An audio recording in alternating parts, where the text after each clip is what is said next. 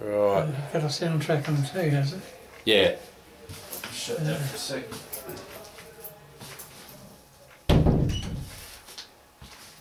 Yeah. Don't want you having any nightmares. I just want to ask again, just purely about when you joined up, Wally. When I joined up, I was June 1940. I enlisted, and I virtually transferred over from the Scottish Regiment, which was militia. But I added a couple of years on my age, Right. to get in, because they wouldn't have accepted me being, I was only 18, barely 18 years of age. So they formed us from the motor pavilion and the Wavell Showgrounds. That's where the battalion was more or less formed in four companies, ABC, Dom and Headquarter Company. And from there we used to march down to the parklands and we used to drill, had squads, and they put me in charge of what they called the awkward squad. They were men that couldn't slope arms, couldn't march in step, didn't know their right foot from their left foot, and having had 2 years in the Scottish Regiment, I was pretty well up with that. And Lewis gun, we had training in the Scottish Regiment, we learned Lewis gun, which was never ever used. It was obsolete before it was ever used. What was this World War gun in. And I had quite a few of no-hopers. One particular one, by the name of Dave Kupke, he was a farmer. He's long dead now. He was a fair age then, so he would be dead. But Dave couldn't march and swing his arms the right way. He'd swing his arms the opposite way, as if he's walking behind a plough. Oh, right. His attitude. He couldn't swing his arms like the normal way of marching. He couldn't slope arms for the rifle. He used to get the rifle from the down position to the sloped arms in one position, straight in one hop straight up. He was absolutely hopeless, and I think I had him for about 2 or 3 weeks, trying to get some sense in him. And we marched him down to, all of us marched down to the Adelaide Hospital to have our injections ready for going away. TAB, and we didn't have any other, well, there was only TAB and one of the other injections. And when we were coming out, Dave Kupke, he was there, they were a farmer, and he said to one of the chaps, "What's it like after you come out from the..." And he said, "Oh," he said, "it's terrible." He said, "They use the needle," he said, "they inject up behind the fingernail," he said, "inject in there." And Dave flaked out, he put in a fat flake, so I carried him in, gave him the injection while he was still out to it. They classed him as not efficient to become a soldier. Oh, right. They said he'd be better off back in the farm where he'd do some good for the country. So they didn't pass him as fit. He was one of the few. There was a couple of others. Was it? A few drunks and things like that. Okay. Never really thought about that. I guess there would have been alcoholics. We had one that was very bad alcoholic. He'd come on parade 6 o'clock, 5 in the morning, drunk, could hardly stand up. They'd have to practically prop him up for the parade. He was hopeless. I just can't think of his name offhand, but he was another one that was very, very useless as far as becoming a soldier. And as it turned out, in latter years we had one equally as bad with Ruffy Huxtable. Ruffy was in, I think, C Company. And Ruffy was the same way. He was an alcoholic. And he got drunk and was in Beshamacene, a little village just out of Tripoli in Syria. And we camped in the olive groves there. And Ruffy was supposed to be confined to camp to keep him away from that arrack. He used to go for the arrack, which is a very potent alcohol drink. And to look at it, it's just like, it's like water, you might say, clear, but as soon as you add anything to it, it goes milky colour. Okay. And it tastes like aniseed. Very, Very very like sweet. ouzo, yeah. Very easy to drink and very easy to get drunk on. And we were told that it was that bad that it was a court-martial offence if we were caught drinking it. That it was that bad. But Ruffy got on at a particular time in Beshamazine, this village, and a couple of his mates, he was that drunk, they put him on a donkey, laid him over the back of a donkey and pushed the donkey back to the camp and pushed him into the officers' mess on the donkey. And when he got in there, he fell off the donkey and said, "Private Huxtable reporting to Captain Tucker." Captain Tucker was a company commander. Yeah. And Colonel Window was there. He said, lock him up, lock him up. He spent the rest of the time was in Beshamazine, chasing what they called chasing the bugle. He had to be certain times he had to go and report to the office. He finished up. I found out afterwards, after it was all over, we came back to Australia and he was discharged from the army. Yeah. That he still kept on alcohol, and to that stage that the RSL at Broken Hill paid the mortgage off when he came, because he had no hope of paying his mortgage off because he used to drink the money as fast as he got at his pension. He used to drink it. So they've had, and I later met his wife. I met his son, Ron, and his wife. I met them, I went up there and they were the ones that gave me a lend of Tobruk to Tarakan, the original copy of it. And later on he died, and his wife wrote to me and told me that Ron had died. And I went up there not long after and went and saw her and asked her, could I buy this book from her, Tobruk to Tarakan? She said, no, you can't buy it. She said, I'm going to give it to you. She said, I want you to have it. Is that right? So that's how I got the first original copy of it. Yeah, wow. And that copy now is with my daughter, eldest daughter. She's got the original copy of that book. Yeah, fantastic. And at the same time I was up there, my father was a member of the RSL at Broken Hill. And when he died in Adelaide Hospital, they brought him down to there to die. He died with emphysema. He had, he was a heavy smoker during the war and after the war. He also was a painter by trade, and he used to mix his own white lead paints himself. And it went from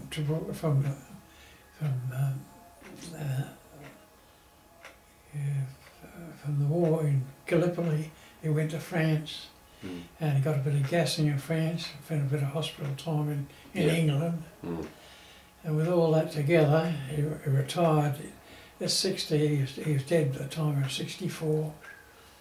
And his medals, he only had 3 medals, most of them had 3 medals for the First World War. And I couldn't find out where they got to. And I went to where he lived with a woman in Broken Hill. She didn't know anything about it. I went to the RSL at Broken Hill. They went through, they got a big box of medals there. They went right through the lot to see if they could find them. His number was 22. He enlisted in Western Australia. 22? 22 was his army number. And as a kid, a lad, I remember I looked at the medals and around the edge of them had his name, W.M. Clegg. H.W. Clegg and 22, his army number. But they couldn't trace it, so I've given up trying to find out. The only hope I thought I could put it down to was when they brought him down from Broken Hill, he would have had probably his medals and all his personal gear with him in the hospital, and it would have been left in the hospital, and that's where it might have disappeared in Adelaide Hospital. I don't know, but they wouldn't have been able to check back that fast. No. It was so far. No. was the end of that. So where did I leave off? Yeah, so you were training these blokes? Yeah, the awkward squad, Yeah. I called them. Yeah, So how'd they shape up eventually? pretty good, actually, in that awkward squad at that time, and in the other bullring system, which I did training in Lewisgull as well.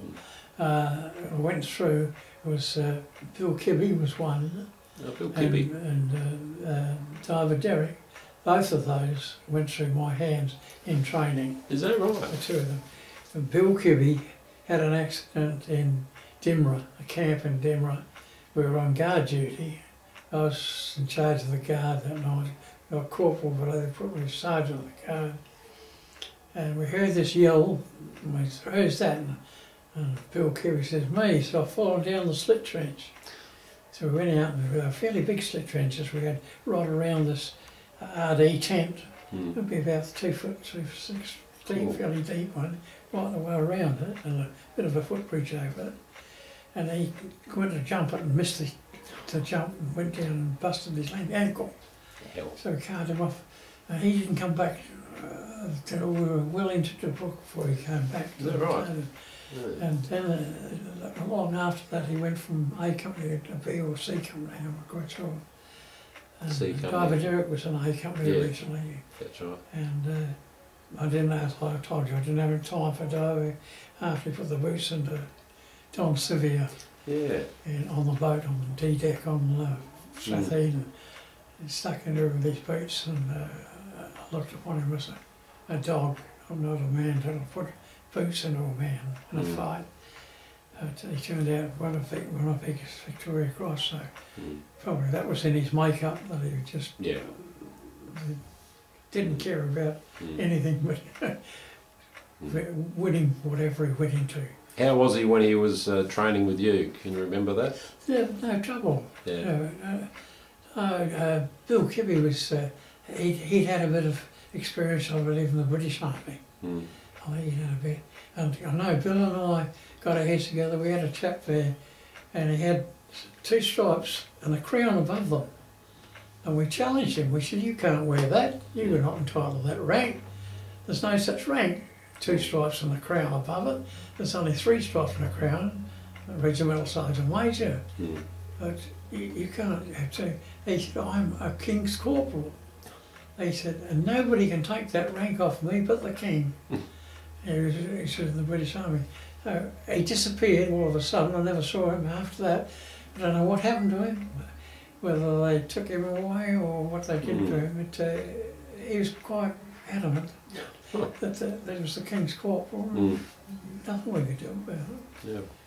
He was a bit of So Bill Kibby was a nice sort of bloke, was he? Oh, quite a decent sort of a soul, you know. He was a trier. He was no problem. But they only ever had one trouble. His name was Billy Hook, and King hit me one night. What?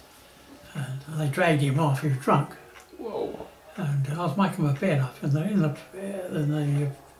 motor pavilion. I was making my bed up, and he come up and boom, King hit me on the side of the face, just about knocked me out. What instigated that?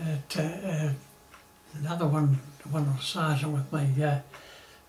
What's his name now? Bob Arthur. He had a upholstery business down on Churchill Road. He's dead now. But he dragged Billy Hook off and give him a bit of a backhand. That's the only one that I ever fell foul with. Okay. Billy Hook reckoned that I was picking on him in the training ring. Reckoned I was sorting him out and picking on him. Well, I probably picked him in the fact that he was doing things wrong.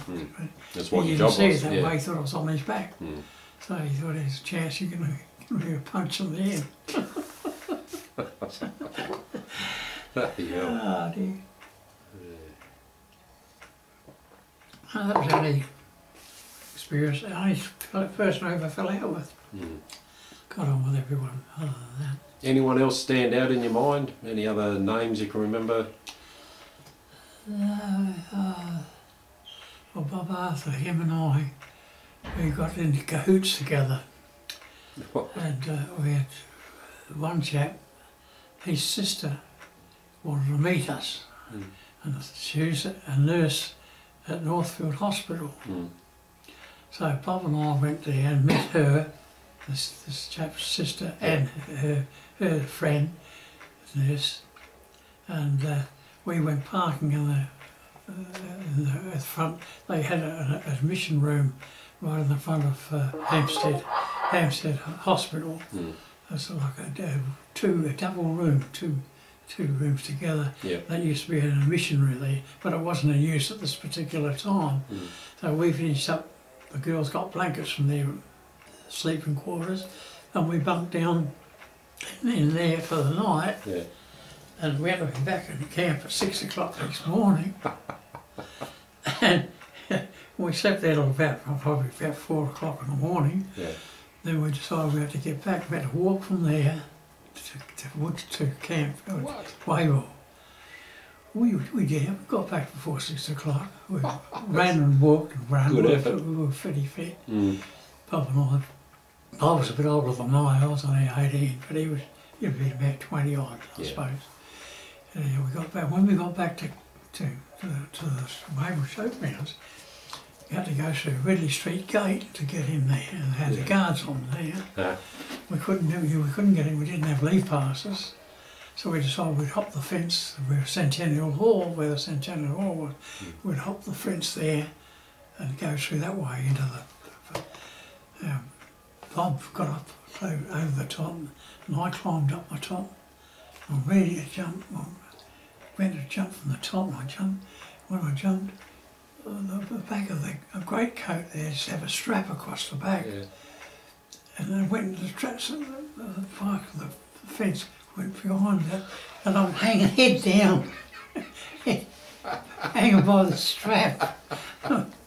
And Bob, son of Bob, get me down, Bob. And he's laughing his bloody head off. I said, shut up. I said, you've dragged the bloody guards off here. Anyway, he eventually managed to unbutton his strap and got me down. He was a bit bigger than me. I was only small. And we got back into camp. That was our night's outing. We walked from Hampstead Hospital to Keswick Barracks, which was a fair hike. It's a hell of a hike. We did it. We were back at 6 in time for roll call. We did some silly things. Yeah, but you were young, and that's what. Before that, I was in the Scottish Regiment. I had an old Chef Superior K car. I bought it for £35. And I was driving to Woodside. We were in camp. It's camp every 3 weeks every year. And I'd drive it up there. And I used to come down to town, bring the boys down. 2 shillings a head was the charge. I put 4 in the car with a sort of 5. There was 8 shillings I used to get. Well, petrol was only 7 a gallon in those days. Wow. And that used to well cover the petrol. I used to drop them off in Adelaide, and I picked them up at 11:30 at the GPO and drive back and get back in time for midnight, 23:59, the leave passes running. So I get them back. This old Chevy. Came in handy. I bet. But if we didn't do that, we used to sneak out to get down to the pub. There's a cemetery alongside of the camp, Woodside camp, and we used to climb through the fence there, through the cemetery and out the back way and down to the Woodside Hotel. But the provost used to hang out there too, looking for us if we got caught there. I had some good times in the Scottish Regiment, really good times. We had camps down at the police barracks, and when the war broke out, they put a platoon of us guarding the shell dump on the Port River. One platoon there, another platoon was at Murray Bridge, guarding the bridge in case they sabotaged the bridge. This is when Fort Worth broke out. And everyone in the area around Fort Largs had to it had blackouts on. They weren't allowed to have lights on of a night time. No, I didn't know that. And we went out on patrol one night and came back, and the sergeant was in charge of us, put in a report to, what was his name, Captain, we used to call him Rally, because he'd been a scoutmaster. So the scouts, they used to say Rally, when they called him. So we nicknamed him Rally. And we went back and we said to Rally, this house down on the foreshore had a light out on the veranda, and we went and approached the owner, and he wouldn't put it out. He said he was waiting for someone to come home, and he was leave the light up for them to see. And Rally said he'd fix it, so he went down, pulled his revolver out, and bang! What? He shot the lights. That was Rally. Oh my. He got a bit that way, getting a bit boisterous, and he was throwing his rank around a bit. So one night the boys decided they're going to cool him off a bit. So they put respirators on their faces. So the respirators. And they went to his tent, and he's in his sleeping bag, dragged him out, took him out to the horse troughs and threw him in the horse trough. Down as a hole. Could cool him down. Oh, no. He couldn't pinpoint anyone because we all wore respirators. It was just good times there. Yeah, I bet. When we go to the shell dump, we used to get on the phone and ring the Cumberland Hotel, which was across the river, just ring them up, and they'd send bottles of wine around to us. We couldn't get across here to get you couldn't get beer, it was too short, but we'd ring them up and they'd bring around half a dozen bottles of wine. It was cold in the winter time, wasn't it? It would be September, I suppose, when the war first broke out. Yeah. And we'd be there, drink this wine, hold on to it, guard duty, keep warm. And next to that they had brothels right next to the Cumberland Hotel. And I think to this day, there's still one of the houses there that used to be a brothel. Is that right? Yeah. If you ever go to the Cumberland Hotel, you'll see a little house just around the corner from the hotel. And that was where there was a couple of brothels there. So it's just at the back of the hotel, is it? Well, to the side. Right. Between the hotel and the main road going over the bridge. Yeah. It's an old-fashioned house. You can see it's been here probably 100 years or more, I suppose. But that was well known. All the soldiers knew that that was the brothel there. Right. It was a great little place that down when we were down there. We could go and have a swim on the beach and that sort of thing. They had cameras and all. They expected that Germans would try and make a landing with torpedo boats or something like that in there. But they never ever did. The same in Syria. They expected us, Germans, after the Germans captured Greece and Crete, they expected the next leg of their attack would be the shores of Syria. Yep. And that's where the main pipeline goes out from Haifa. That's where the main pipeline from the oil wells.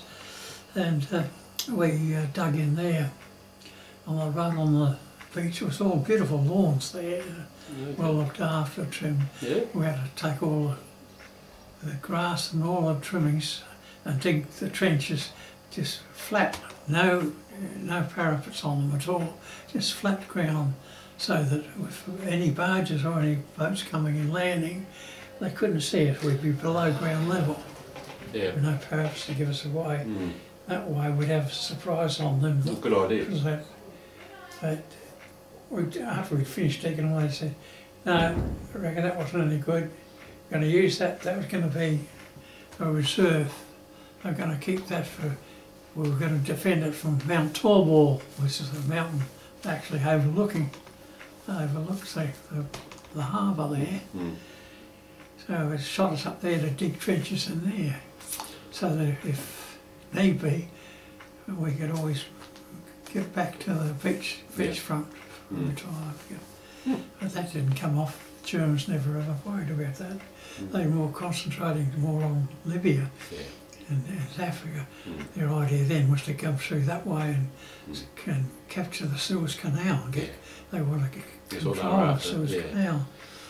When I was in hospital there, after I was wounded in Tobruk. They sent me to New Zealand Hospital in Cairo, and from there they sent me to Australian General Hospital on the Suez Canal. And while we were there, 2 or 3 air raids, and the Germans dropped a message to say that if they didn't move the anti-aircraft guns from the corner of the hospital grounds by the Suez Canal, that they bombed the hospital. Is that right? They dropped a message saying that? They gave them a warning. I didn't know they had to move that ACAT guns from there. Wow. But they had a couple of raids there while we were in hospital. Yeah. Did they move them? Were those guns moved? Oh, they moved them. They moved the ACAT guns. Oh yeah, they would have done it. Definitely. Well, I mean, they've proved it. The boat that I was supposed, the hospital boat I was supposed to come out of Tobruk on, they bombed that. Well, they didn't bomb that. They bombed the harbour. Yeah. Sprung the plates on the hospital boat. They ticked off and left us there. They dumped us in a tunnel. But I was in this one, the Australian General, a couple of raids we had there, and when the raids were on, we used to dive under the beds, get under the bed. My sisters and nurses come and say, "It's no good, boys, don't get up on your bed, get on your bed. You're safe in here. They've got a bomb-proof shelter outside." They had a brick wall made of mud bricks. The Arabs, about 2 foot thick and about 2 or 3 feet high. And that's bomb-proof. Sister, you may see a bomb. We were safe under the bed, because if the roof caved in, you had the protection of the bed on top. Yeah. I had a great time there. I was just about due to go to Kafavetkin, that's a convalescent camp from Tel Aviv and Haifa. They're just about ready to go. One of the nurses was going to take me down to Aden, so on her day off. It was all arranged, yes. We're going to go with her on her day off. She's going to take me down there. And lo and behold, the day before, the doctor come around and he had a look and said, "How you going, Blue?" And I said, "Oh, okay." Both my wound marks like where they cut out and thigh. I said, "Oh, great." And he said, "Yeah," he said, "you're supposed to be going to convalescent camp tomorrow." I said, "Great." So next morning we come around, he said, "Oh, you'll be right." He said, "You're going to convalescent camp." I said, "Doc," I said, "I don't feel too bloody good. I still feel bloody horrible." They said, "What's wrong with you?" I said, "I feel crook." And he felt my stomach and had a look at my eyes. And he said, "Yeah," he said, "you're good for another couple of weeks now in bed." I said, "Why?" "You've got yellow jaundice." I was laying up with yellow jaundice. Give me these big jugs of barley water. I said, drink 2 of these jugs of barley water a day. Flush the kidneys out. With yellow jaundice. Your eyes, the whites of your eyes go yellow, and the skin goes yellow. And, so I never did get down to go with this nurse. And she used to pump me. She used to sit there every night with me, talking to me. They had a room there with all these, what they call biscuit mattresses, hospital mattresses with three pieces of mattress put together to make a full mattress. And there's a big heap of them there and a tap, and I went in there to have a drink one night, and I heard this voice. I could smell tobacco smoke too. And the voice pipes up and said, "Who's that?" And I heard this voice. I said, "Oh, it's bloody Clegg. I just come to get some water." Oh, I said, "Come sit down here." So I sat alongside her there. She said, "You're from 2nd 48th?" I said, "Yeah." She said, "You know Major Luffery?" I said, "Yeah, he's a company commander, Major Luffery." Oh, she said, "What sort of man is he?" And I said, "Well, he's a good fella, quite right." I said, "He's very popular." I said, "Good soldier." Oh, I said, "You interested in him?" She said, "Oh," she said, She said, him and I were getting together a bit on the boat coming over. That's the thing. And she sort of pumped me to find out a little bit more about him. And she's laying all over me while she's talking to me. I wasn't going to put a bloody hand on her. If I put a hand on her, she'd squeal on me like court martial or trying to rape her or something. So I just kept quiet and just answered all the questions nicely. She was happy. Yeah. Unreal. Yeah, I experienced some good times there. And Kaffa Vitka was a beautiful camp, you know, Yeah. tents and everything, and the food was good. They had special cooks there, and building us up after Tobruk, you know, building us up well. And I was going all well there, and every day there's a bus go to Tel Aviv. You could go to Tel Aviv for the day, or you could go to Haifa for the day. It was sort of in between the two, whichever one you want. And we lined them up there one morning. They lined us all up, and we didn't know what was going on. I thought, oh, something's going on a cook here. Anyhow, eventually we found out that one of these little Jewish girls, they used to pick oranges. That's where all the Jaffa oranges come from, that area, and the orange orchards there. And this little, they just wear flimsy little clothes on that. And she got raped. And they brought her along and had all of us lined up. And she had to walk along and see if she could pick out the bloke. Oh, well, we were cutting oranges. She could turn and Could have picked anyone. That's him. Yeah. That would be well good against him. We were all, but she couldn't find. She didn't point anyone out, as it turned out. But I tell you what, one parade I'll never forgot. When she came along, Christ, she says, points to me and says, "That's him." Everyone can explain, because we were out every day. It could have been any one of us. It's a stupid thing to do. I got to know in Tel Aviv, I got friendly with the people there that had a cafe right on the beachfront in Tel Aviv. It was called Gottlieb Cafe, with God's love in German. Gottlieb Cafe. And I used to go there and have meals, and I got to know the people that owned it, the man and woman and their daughter. My daughter was about, I should have been about 18, I suppose. I was only about 20 at the time, 19. And I got to know her, and I said to father, I said, can I take, can't think of her name, it's gone. Was that Fatima? Fatima. Fatima, yes. Yeah, I said, can I take Fatima out for the pictures? Or, oh, no, he said, no. He said, she's seen walking out the street with you in a uniform, so they'd say she's a prostitute.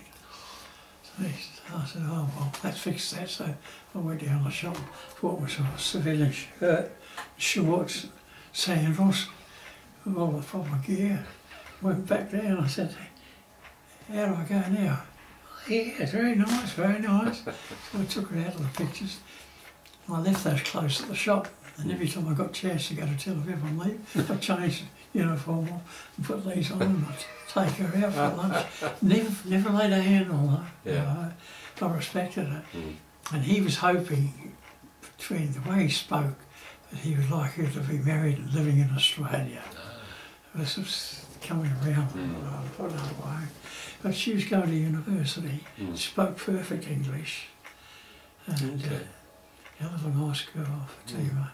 We used to get down the beach and lay on the beach talking and chatting away, and I'd take her, we'd have coffee together and take her to the pictures and things like that. What was the beach like? Funny, first time I'd ever seen it. There was no changed rooms there. Everyone changed on the beach. The women and all, where they had to put their clothes in changing, putting their bathers on. You wouldn't see a thing, but they changed. It amazed me. No change rooms. And what about the flies, for example? Tel Aviv, there weren't too many flies, weren't too bad. Those built up places, they weren't too bad. It was the same with, I remember after the war or something up on the Gold Coast, there was no flies there, and the place that the mate and I and our wives were staying in this place. And I said to the chap that owned the place, I said, you haven't got any fly wire on the windows or anything like that, flies. we don't have flies here. Is that right? The council periodically come round and spray all over the place out, Wow. and everybody did the same, and there was never any worry about flies. That's amazing. Amazing. Yeah. But what about Tobruk? There would have been a lot there. Oh, Tobruk. I had a little tin, and I put a brick in it, Yeah. and full of water, and I got one of the medical orders to give me some arsenic. Mm. I put arsenic in it. The flies used to come over, land on the brick and suck it, and over they go. And since I'd get a mob of them there, I'd push them aside and wait for the other lot to come. Just sit in a slit trench during the day, nothing else to do. It was great fun watching flies killed by arsenic. Drinking arsenic. It was wet, they'd drink in, it was damp, see? Just away they go, bang. Well, I was speaking to someone and he said he used to stick a bit of cheese in the end of his 303 and wait for the rats to come up and just pull the trigger. Oh, yeah. Yeah, well, flies, I used to catch the flies that way. The best fly catcher I knew, arsenic in the water, on a rock. They settle on the rock and you can see the little tongue go down and suck the next thing, over they go. So is that what you remember about Tobruk, that it was quite boring? That's why we were back on the blue line. Mm. We was waiting on the blue line. We weren't there that long. I met up with some of the South Africans, the South African Army Division were there. I met up with a couple of them and they used to feed me with cigarettes, Cape de Cairos and Springbok cigarettes. That was great, got sweet with them. And one of them come from Rhodesia, right or wrong. He said, when the war's over, you come to Rhodesia. He said, I'll get you a good job on my father's property, on his tobacco property, you know. After that, they had a hell of a lot of trouble in South Africa. Yeah. They got beheaded. Yeah. And they never had the intention of going back to South Africa. What was your first impression of Tobruk when you first saw it? Do you remember? Which one? Of Tobruk. What was the actual first impression that you had of Tobruk? Tobruk. Well, first impression, when we left Derna, we had to get out of Derna. We had to dispose of all the stores that were there, tinned fruit and stuff like that. We punched holes with our bayonets in and drank the juice out of the tinned fruit, made guts of ourselves. Cigarettes, there was buckets and buckets of wild woodbine cigarettes, packets of them, and they have ammunition pouches. They filled them all up with them, money as they could get, and the rest of it we put a match, burned it all down. And I played shrewd. I took Capstan fine cut tobacco that's in the tins, and you've got to grind it and make a secret rubbed. Yeah. I took those and filled them because the wild woodbines, the lads were smoking them like Heinz business. They were gone. Well, I had to roll them, and it lasted a lot longer. Yeah. I was supplying them with cigarettes in the end, so I still kept these tins. So I had enough sense to know that it was better to have this than have cigarettes and burn them up. Yeah. And as we're leaving there, we knew what was on. The Germans were coming down from. And all the Arabs were going out of the town. They knew that Germans were coming, there was going to be some fighting there, so they were clearing out of town. So we got out on the balcony, that was in the station of the Alberga Derna, that's the hotel, main hotel there. And we got out on the balcony and we said, no, Germans are gone, they've gone the other way, they've gone the other way. So they didn't know whether to go on or whether to go back. We had them confused. Finished up with, we had no transport, so we commandeered trucks, Italian trucks they were, that the Arabs had. They commandeered them, and they to start them up, they had a big crank handle about that long, and you had to get two hands on it, and wind them up, and you could hear them whirring when they wanted to get up to a certain speed. There was a lever alongside, you pull that lever and then throw them into gear, start the motor up. And our blokes didn't know much about driving them or anything. And we were packed in like sardines. We're going up the Derna Pass, it's going like that all the way up. And at times it was that sharp bend, they'd have to turn and then back a bit and then go to get around the bend. And when they back, we'd be looking over the cliff, straight down. We'd Tubby screaming out, "Get off, get off!" well, we got to Tobruk. They left a note. We got a note to say that to look out, you'll find 48 written in shells on the side of the road. That was like ammunition shells, empty ones, formed into a 4 and an 8. So we know where the 48 were. Because they come direct from Tripoli all the way through. We come from Derno. Yeah. And we found the 48 once they were there.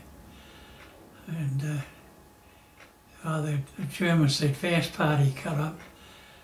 Tubby Stewart, I told you, Tubby Stewart, CSM, Company Sergeant Major, he copped a bullet across his backside. He was the first casualty of the battalion. And someone said, "Tubby Stewart got hit," and I said, "Yeah, I bet he got hit last." And I said, "Yeah, he did." Yeah, old Tubby. We survived a bit of an air raid there, and they moved us right into Tobruk itself.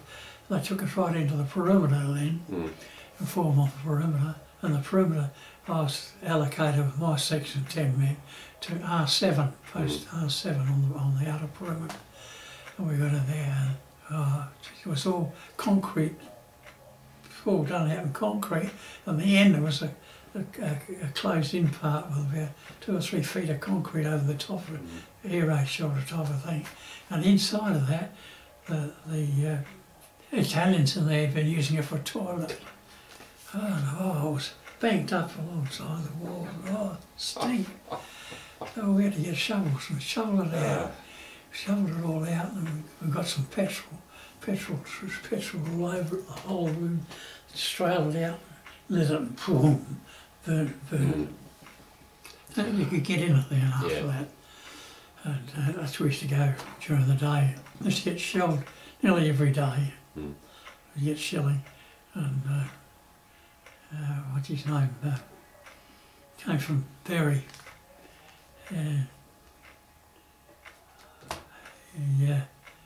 He's the man the boy's anti-tank rifle. Okay. That was his shot. And it used to be a Heinkel come over every day, reconnaissance plane it was. And he said, "I'm going to get this bastard." And when he came over one day, he mounts the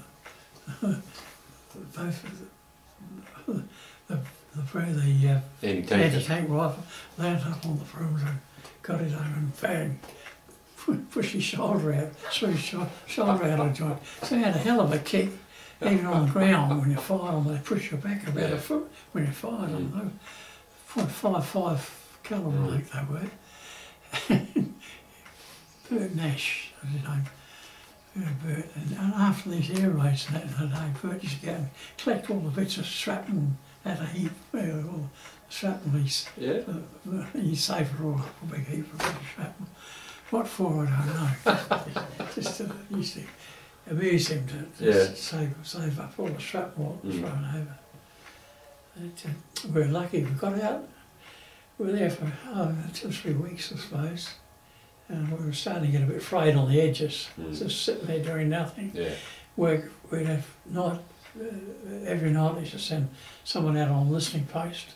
We had a listening post about 50 yards outside of the wire, and all we had was a light cord running from there to our slit trenches, like dugouts, and a tin with a brick in it.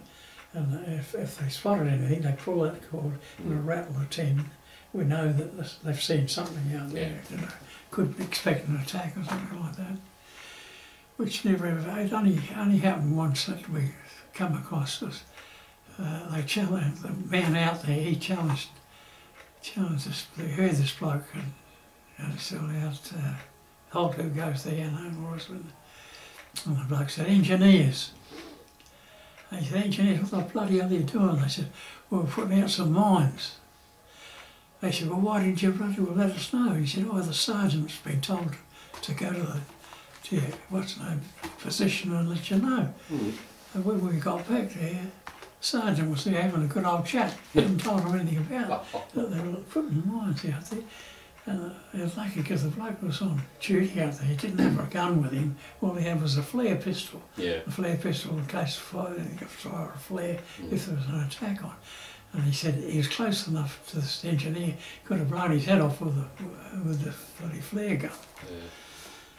So he's bloody lucky in a way. Jeez.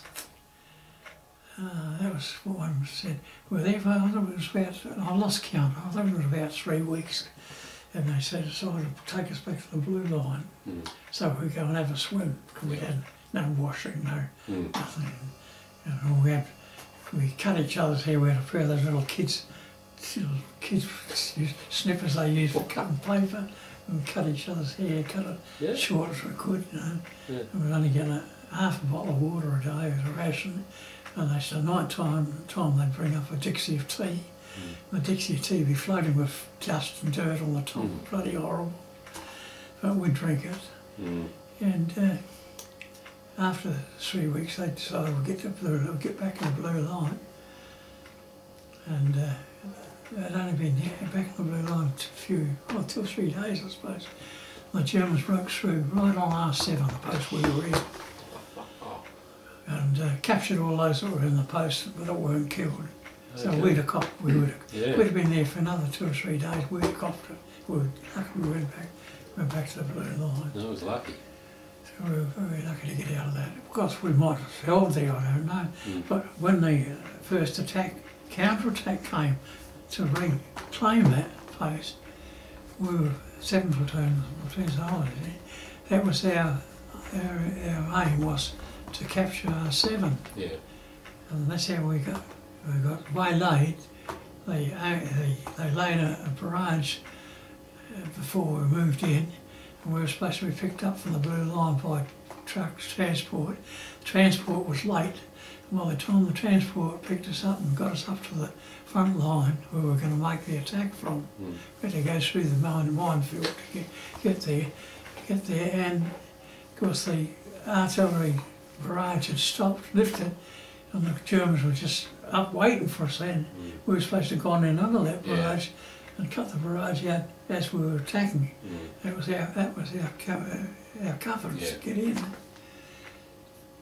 And of course we got within about 100 yards, a bit more than 100 yards, about 200. And they opened up with everything, bloody machine guns, with machine guns, which is a massive. You can see that you can trace the bullets, see these tracer bullets. Between each tracer bullet on range, there's usually about 12 ordinary bullets. And you swear you could walk in between them. You know how it worked. We just had a massive machine guns that they let us have. But we were pinned down, we couldn't move. If we'd have tried to move forward, we'd have got cut to ribbons. So the order came through, Windeye was in charge, Windeye sent the message out, withdraw, move back to the blue line. So we started to move. As soon as we started to move, got up, they started opening up with shelling us and mortars. And it was bloody fire, you know. Everything was just, you could almost see daylight with it from the flash of the guns and everything. And we're heading back, and I suppose I'd gone about 200 yards, and I heard this voice singing out, "I'm blue." And I said, well, who's this? Wally Mitchell. He said, "I'm hit." And I said, "Well, hang on, Wally." I said, "I'll get the RAP's not far from here." I said, "I'll get there and get them, send stretcher bearers out for you." So I'm heading off to get a stretcher bearers, and bang, one log bomb behind me, and the shrapnel went in the leg there, so buggered me. You were down. Well, eventually they moved the regiment, A post that was there when we made the attack, when we went in, they'd moved that further back. And there was just a hole in the ground, and I'm looking, I said, "There's no bloody regiment aid." So I kept on, and I found the regimental aid post, and Doc Dawkins was the doc. And I said to Dawkins, I said, "I want a couple of stretcher bearers to go out." I said, "Wally Mitchell," I said, "has been wounded." I said, "He's alongside that broken down gun, back on the, just past the regimental aid post where you were before." He said, oh, he said, there's too much shellfire around. He said, I can't send stretcher bearers out. So I won't send anyone out. So he died where he was hit. Yeah. I was spotting on, and he finished up. They changed him over from a doctor. Yeah. They kicked him out of that job because they later on they had a different. I noticed in the book here, different doctor they took over. Yeah. But that same one, we had him when we was in Dimra, and one of our chaps took crook, and they went to get him out of there. One night they went to get him, and he said, I said, oh, bring him on sick parade at 7 o'clock in the morning. I'll see him. And we said, he's too crook. He's bad. If you've got to, no, he's doing 7 o'clock in the morning, do. So a couple of them went and saw window in his tent at night, told window about this bloke, and